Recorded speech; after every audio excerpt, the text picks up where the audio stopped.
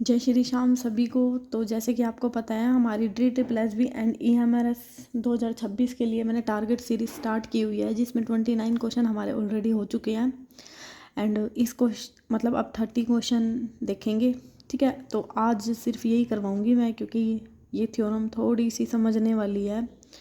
तो आज हम यही करेंगे, मतलब 30 क्वेश्चन हो जाएंगे। तो आज डे 11 है इस सीरीज़ का, ठीक है। अब जिसने पहले वाली वीडियोस नहीं देखी हैं, ऑलरेडी प्लेलिस्ट बन चुकी है मेरे चैनल पे, जाके विजिट कीजिए, पढ़िए एंड इन्जॉय कीजिए मेरी टीचिंग का। एंड कंसेप्ट सीखिए, कुछ नया सीखिए। वीडियो में आए हो तो मेरी गारंटी है कुछ नया ही सीख के जाओगे, एंड सीख के ही जाओगे, इतनी भी गारंटी है। मतलब हवा में बातें नहीं करेंगे हम, मतलब कुछ ना कुछ आप मेरी वीडियो से सीख के ही जाओगे। अगर वीडियो पसंद आ रही है तो चैनल को सब्सक्राइब कर देना, एंड वीडियो को लाइक भी कर देना, कमेंट भी करके बताना कैसा पढ़ाती हूँ मैं, ठीक है। एंड क्योंकि आपको पता है मैं इसलिए थोड़ा सा बोल रही हूँ पहले, मैं बाद में नहीं बोलती पढ़ाते टाइम। मुझे पढ़ाते टाइम बोलना बिल्कुल भी पसंद नहीं है, ठीक है। तो भाई चैनल पे आए हो तो चैनल को सब्सक्राइब भी कर देना। अगर वीडियो पसंद आएगी तो ही सब्सक्राइब करना, नहीं तो मत करना, ठीक है। एंड और एक मोस्ट इम्पोर्टेंट अपडेट, इसकी PDF चाहिए तो आप मेरा WhatsApp group and Telegram group join कर लेना। वहाँ पे आपको दोनों जगह पे मिल जाएगी, ठीक है। इसकी PDF अगर चाहिए तो, क्योंकि कई बच्चे कहते हैं ना PDF, बाकी तो तुम खुद ही लिखा करो। जो जो मैं भी तो खुद लिखती हूँ, पहले नोट्स बनाती हूँ तुम्हारे लिए, फिर पढ़ाती हूँ, ठीक है। तो या तो लिख लिया करो, अगर नहीं लिखा जाता ना, नहीं टाइम है भाई, कोई काम वगैरह करता है, तो WhatsApp group and Telegram group का लिंक डिस्क्रिप्शन में है यूट्यूब के, वहाँ से जाके डाउनलोड कर लेना, ठीक है। किसी को PDF चाहिए तो ठीक है, एंड ज्वाइन कर लेना मेरे दोनों ग्रुप वो भी। तो चलिए स्टार्ट करते हैं वीडियो। अब हमारे यहाँ पे क्या दे दिया है, बोल्जेनो वेस्ले थ्योरम की स्टेटमेंट क्या बोलती है। हमें क्वेश्चन दिया है कि बोल्जेनो वेस्ले theorem stated has every bounded sequence has infimum, every bounded sequence has supremum, every bounded sequence has a limit point, every bounded sequence has a limit. देखो वैसे ना इसकी स्टेटमेंट में थोड़ी सी गलती दी हुई है। इसकी स्टेटमेंट होती है every bounded sequence has at least one limit point, ठीक है। एट लीस्ट आना चाहिए था वैसे तो यहाँ पे, पर ये स्टेटमेंट में ना थोड़ी सी एग्जामिनर ने ही ऐसे लिखा हुआ था, तो इसका आंसर सी हो जाएगा, ठीक है। तो देखते हैं सी कैसे होगा। जैसे आपको पता है कि ये सीरीज़ हमारी क्वेश्चन विद कंसेप्ट है, तो चलिए देखते हैं इसका आंसर सी कैसे होगा। पहले मैं कंसेप्ट बता देती हूँ, फिर से हम क्वेश्चन पे आएंगे एंड फिर आप बताना इसका आंसर, ठीक है। देखो सबसे पहले ना इसमें एक पॉइंट आता है limit point of a sequence. Limit point of sequence क्या होती है, लिमिट पॉइंट ऑफ सीक्वेंस, ये लाइन पढ़ाने से पहले ना मैं कुछ बताना चाहूँगी, पहले वो सीखो। देखो लिमिट पॉइंट ऑफ सीक्वेंस का मतलब क्या होता है। देखो मैंने कोई भी पॉइंट ले लिया, सपोज मैंने limit n tending to alpha ले लिया, अल्फ़ा कोई भी पॉइंट है एंड सीक्वेंस मैंने ले ली AN, ठीक है। पहले ये समझो फिर ये पढ़ाऊँगी। मैंने क्या ले लिया कि लिमिट ले ली कोई भी n पे इन्फिनिटी, वो सॉरी अल्फ़ा, एंड इस सीक्वेंस में मैंने लिमिट ले ली अल्फ़ा, और जो मैंने अल्फ़ा पॉइंट लिया या जो इसकी लिमिट लगाई, मैंने क्या कह दिया कि इसमें क्या हो जाएगा alpha minus psi and alpha plus psi. कहने का क्या मतलब है कि left hand limit and right hand limit. ध्यान से देखना मैं क्या बोल रही हूँ, फिर कनेक्ट कर दूँगी मैं यहाँ पे क्या बोल रही हूँ। एक मिनट आप सही देखो, मैंने सबसे पहले लिमिट ली एन टेंडिंग टू अल्फ़ा, और इस अल्फ़ा पे मैंने दो लिमिट लगा दी, left hand side and right hand side, क्योंकि लेफ्ट हैंड लिमिट, साइड मत बोलो लिमिट बोलो, एंड राइट हैंड लिमिट। जब मैंने लेफ्ट हैंड लिमिट लगाई तो अल्फ़ा माइनस साई लिया मैंने, ठीक है, क्योंकि नेगेटिव की टर्म में लेते हैं ना। और जब मैंने राइट हैंड लिमिट लगाई तो अल्फ़ा प्लस साई, मतलब ये सारे पॉइंट ले लिए। कहने का क्या मतलब है कि एक नंबर लाइन ली, ठीक है, इस नंबर लाइन पे अल्फ़ा नेगेटिव एंड पॉजिटिव, मतलब कहने का क्या मतलब है कि मैंने जब लिमिट लगाई, लिमिट लगाते ही इसके नेबरहुड वाले पॉइंट इस पे कंटेन करने लगे, ये प्लस माइनस और ये प्लस, और यहाँ पे भी नेबरहुड वाले पॉइंट इस पे क्या करने लगे, कंटेन करने लगे। जैसे ही मैंने इस पे लेफ्ट हैंड लिमिट लगाई तो वो है ना, जो अल्फ़ा मैंने नेगेटिव वाला लिया, इसके नेबरहुड को अप्रोच करने लगी। ध्यान से समझो, इसलिए मैंने एक ही थ्योरम लिया आज।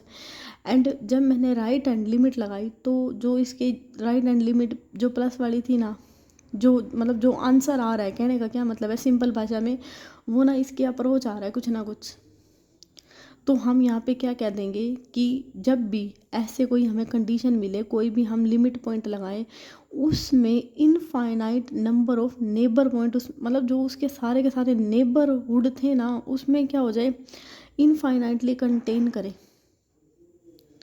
थोड़ा सा कनेक्ट करो कि उसको क्या करना है, इनफाइनाइट वे में, मतलब या तो वो अल्फ़ा खुद भी आ सकता है नेगेटिव वाला, या उसके आसपास के पड़ोसी उसमें कंटेन करे।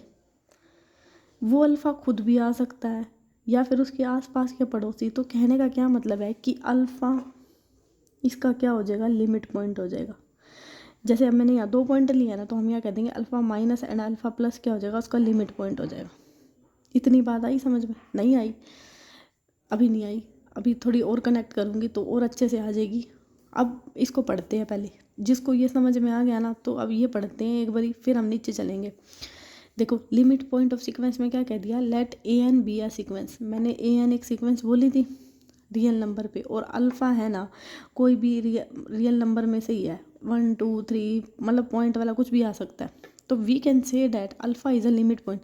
हम अल्फ़ा को कब लिमिट पॉइंट बोलेंगे इस सीक्वेंस का, जब सारे neighbourhood, every neighbourhood of alpha contain infinite term of the sequence.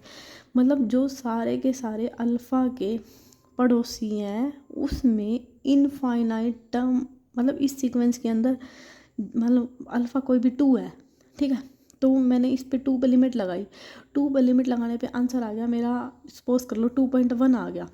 तो वो 2 का पड़ोसी है ना, मैंने दूसरी बार लगाया तो आ गया 2, मतलब 1.9 आ गया, तो वो भी 2 का पड़ोसी है। मतलब कहने का क्या मतलब है कि उसमें इनफाइनाइट नंबर ऑफ पॉइंट क्या कर रहे हैं, इंक्लूड कर रहे हैं, उसके आस पड़ोस वाले भी, एंड वो 2 भी उसमें इंक्लूड कर रहा है। ज़रूरी नहीं है मतलब 2 इंक्लूड करे ना करे, लेकिन उसके आस पास के पड़ोसी तो इंक्लूड कर रहे हैं। कहने का क्या मतलब है कि उसके जितने भी पड़ोसी हैं, आसपास वाले हैं, वो सारे उसमें इंक्लूड कर रहे हैं।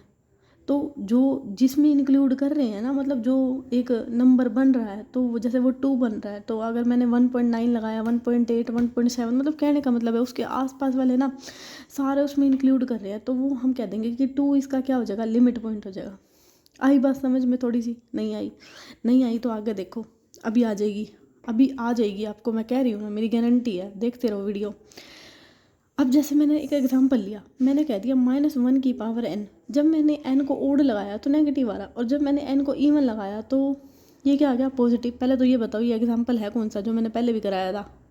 सही बोले आप, किसका? ऑक्सीलेटिंग फाइनाइट का। वेरी गुड, आपको पता है, मतलब वीडियो देख के आए हो, इसका मतलब है ना। तो मैंने एग्जांपल उठा लिया कि जब मैंने n पे ओड लगाया तो -1 आ गया, और जब मैंने n पे इवन लगाया तो ये 1 आ गया। कहने का क्या मतलब है, जो इसकी रेंज निकल रही है -1 +1 -1 +1 -1 +1 -1 +1 -1 +1 -1 +1, मतलब अप टू ये जो -1 +1 है ना, ये इनफाइनाइट टर्म तक जा रहा है। तो हम यहाँ पे क्या कह सकते हैं कि -1 एंड +1 इस सीक्वेंस का क्या हो जाएगा, लिमिट पॉइंट हो जाएगा। क्यों हो जाएगा? इसका रीज़न है नीचे देखो, जब 2 सेम पॉइंट इनफाइनाइट टाइम तक रिपीट होंगे तो वो उसका लिमिट पॉइंट होंगे। थोड़ी सी कनेक्ट करके देखो कि जब 2 पॉइंट इनफाइनाइट, 2 पॉइंट है और ये इनफाइनाइट टर्म तक जा रहे हैं, सेम पॉइंट है एंड वो इनफाइनाइट, हमें नहीं पता कहाँ पे ख़त्म होंगे, तो हम कह देंगे वो उसका लिमिट पॉइंट होगा, ठीक है। क्योंकि -1 पे अगर मैं इस पे -1 पुट करती हूँ तो -1 है भाई, ये रहा, फिर -1 है, फिर -1, मतलब इनफाइनाइट टर्म तक क्या आ रहे हैं, 2 पॉइंट सेम आ रहे हैं। अगर ये इसको ना याद रखो, मोस्ट इंपॉर्टेंट है ये, मोस्ट इंपॉर्टेंट। कहने का क्या मतलब है कि जब 2 पॉइंट पे 2 पॉइंट इनफाइनाइट टर्म तक रिपीट हुए तो वो उसका लिमिट पॉइंट होंगे। थोड़ी सी बात कनेक्ट हुई, अभी पूरी हो जाएगी, देखना वीडियो ख़त्म होने से पहले पहले आपको ये समझ में आ जाएगी, बोल जाना वैसे थ्योरम, मेरी गारंटी है, ठीक है। समझाऊंगी, देखो ध्यान से समझो मैं क्या कहने की कोशिश कर रही हूँ कि -1 और +1 क्या है, सेम पॉइंट है और ये इनफाइनाइट टर्म तक रिपीट हो रही हैं, तो ये इसका क्या है, लिमिट पॉइंट। आगे इतनी बात समझ में? चलें एक बार आगे। अब दूसरा एग्जाम्पल देखो, मैंने दूसरा एग्जाम्पल ले लिया 1/n। जब मैंने n पे कंडीशन लगाई 1 रखा तो 1, 1/2, 1/3 अप टू क्या गया, इनफाइनाइट टर्म तक जाएगा, इनफाइनाइट टर्म तक जाएगा। लेकिन आप देखो, एक तो 1 आ गया, 1 सिर्फ एक ही बार आया, इनफाइनाइट टर्म तक नहीं आया। और लिमिट पॉइंट ऑफ सीक्वेंस में क्या टर्म होती है कि वो पॉइंट ना इनफाइनाइट टर्म तक आना चाहिए, ये भी पॉइंट याद रखो। तो जैसे अब मैंने 1/2 लिया, 1/3 लिया, 1/4, 1/5, 1/6, तो ये धीरे धीरे धीरे धीरे धीरे धीरे किसके करीब जा रहे हैं, जीरो के। मतलब जो ये जितने भी इनफाइनाइट तक पॉइंट आएंगे ये किसके करीब जाएंगे, जीरो के। लेकिन 1 तो एक बार है, तो हम 1 को नहीं कहेंगे कि इसका लिमिट पॉइंट है, क्योंकि लिमिट पॉइंट की कंडीशन क्या बोलती है कि कोई भी जो टर्म है ना वो इनफाइनाइट टर्म तक आनी चाहिए। आया दिमाग में कुछ, क्लिक किया ना, वेरी गुड। तो ये 1 तो नहीं होगा, तो हम यहाँ पे क्या कह सकते हैं कि जीरो इसका क्या होगा, only a limit point of sequence. समझ में आया जीरो क्यों होगा, क्योंकि जितने भी ये पॉइंट है ना, जितने इनफाइनाइट तक जाएंगे ये जीरो के पड़ोसियों, जीरो की तरफ जाएंगे, जीरो की तरफ बढ़ते जाएंगे। कहने का क्या मतलब है कि जीरो के जितने भी पड़ोसी है ना वो इनफाइनाइट टर्म तक आ जाएंगे। अब जैसे 0.5, 0.03, 0.25, मतलब कहने का मतलब है जीरो पे अप्रोच करेंगे तो जीरो क्या हो गया, इस पॉइंट का लिमिट पॉइंट हो गया। आगे बात समझ में। अब चलें एक बार दोबारा से पीछे वाली थ्योरम पे कनेक्ट कराती हूँ। तो जैसे कि मैंने अभी आपको 2 एग्जांपल बताए, एक तो दे दिया -1 की पावर n और एक दे दिया 1/n। इसमें मैंने क्या बताया कि जो कोई भी 2 सेम पॉइंट है अगर वो इनफाइनाइट टर्म तक आएंगे तो वो उसका क्या होंगे, लिमिट पॉइंट होंगे। और अगर कोई भी मतलब जैसे 1/n था, उसमें क्या जा रही थी, वो किसको अप्रोच कर रहे थे, जीरो को अप्रोच कर रहे थे, लेकिन वो जा कहाँ पे रहे थे, इनफाइनाइट टर्म तक जा रहे थे। तो हम वहाँ से क्या कह सकते हैं कि जीरो उसका क्या था, लिमिट पॉइंट था। तो लिमिट पॉइंट ऑफ सीक्वेंस की डेफिनेशन क्या बोलती है कि an कोई भी सीक्वेंस है, उसमें अगर कोई भी अल्फा पॉइंट है और उसके सारे के सारे नेबरहुड इनफाइनाइट टर्म तक है ना उसमें, तो हम क्या कहेंगे कि अल्फा उसका क्या होगा, लिमिट पॉइंट।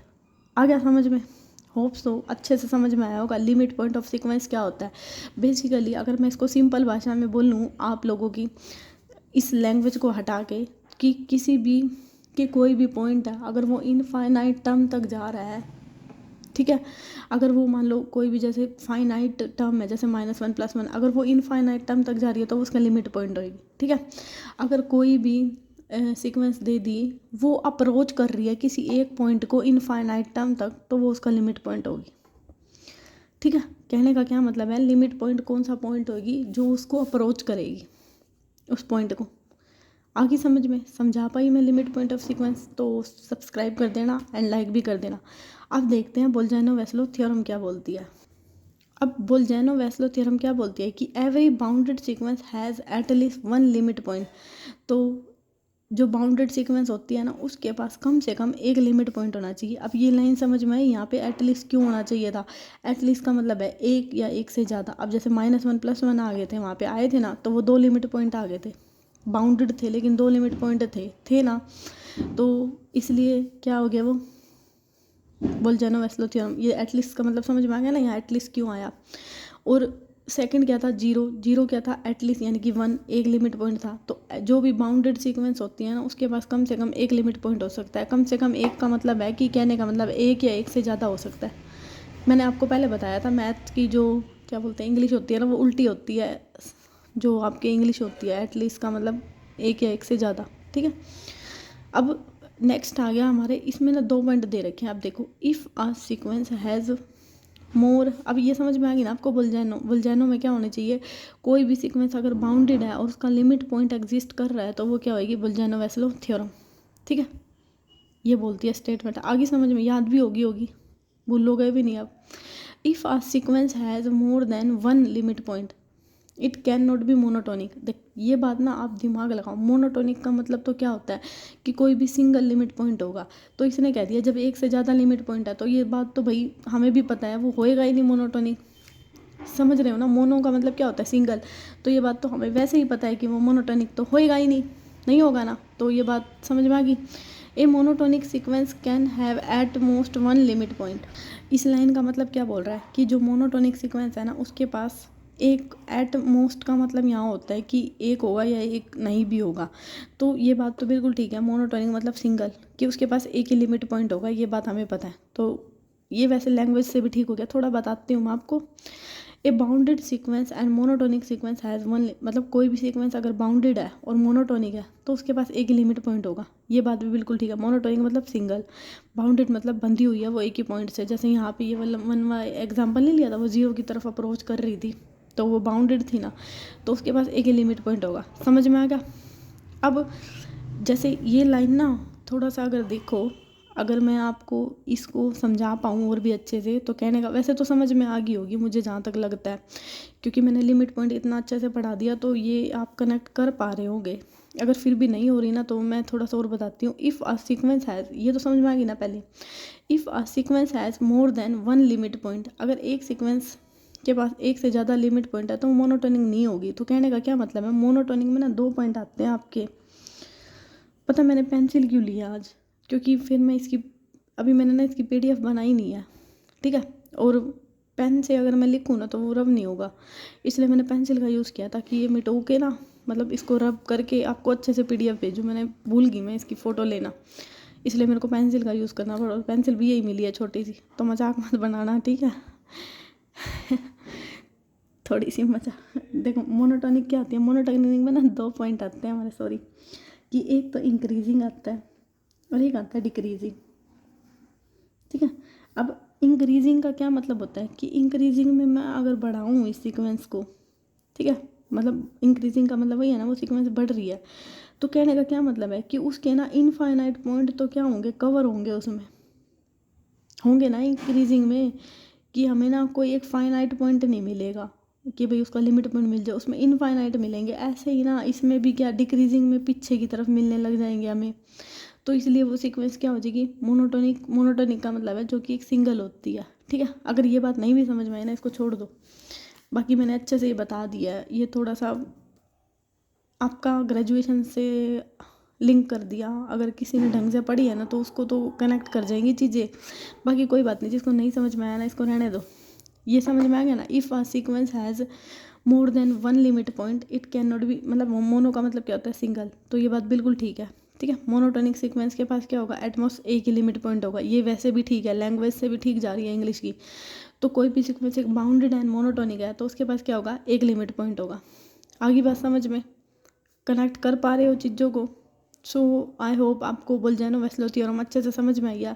अब चलो इसके क्वेश्चन पे। तो इसका क्वेश्चन क्या बोलता है कि बोल्जानो-वेस्लो थ्योरम स्टेट, क्या स्टेटमेंट होती है, every bounded sequence has infimum, नहीं जी हमने तो पढ़ा ही नहीं। Every bounded sequence has supremum, ये भी नहीं पढ़ा हमने। मतलब ये पता है आपको, ये उस पे जा रही है इंक्रीजिंग एंड डिक्रीजिंग पे, अगर थोड़ा सा दिमाग लग रहा है तो आपका, जो कि होती नहीं है, क्योंकि अभी मैंने आपको बताया ना इंक्रीजिंग पॉइंट पे ये सुप्रीमम वाला देख लो तो वो कट गया, इनफीमम पे ये कट गया। अगर मतलब मैंने जो नीचे अभी आपको इंक्रीजिंग एंड डिक्रीजिंग का बताया तो इससे वो दोनों गलत हो चुकी हैं। नेक्स्ट डी वाला देखो, every bounded sequence has limit, मतलब सारी बाउंडेड सीक्वेंस के पास एक लिमिट होता है, तो ये बात भी गलत है, क्योंकि अभी हमने मोनोटोनिक से दिखा है कि उसमें एक एटलीस्ट वन होना चाहिए, मतलब कम से कम एक होना चाहिए। तो every bounded sequence has a limit point, इसलिए हमारा सी क्या हो गया, ठीक, ठीक है। आई होप आपको बोल्जानो-वेस्लो थ्योरम समझ में आई होगी, एंड मैंने पूरी कोशिश की है बिल्कुल सिंपल वे में आपको समझाने की। सो अभी के लिए इतना ही, मिलते हैं कल, थैंक यू।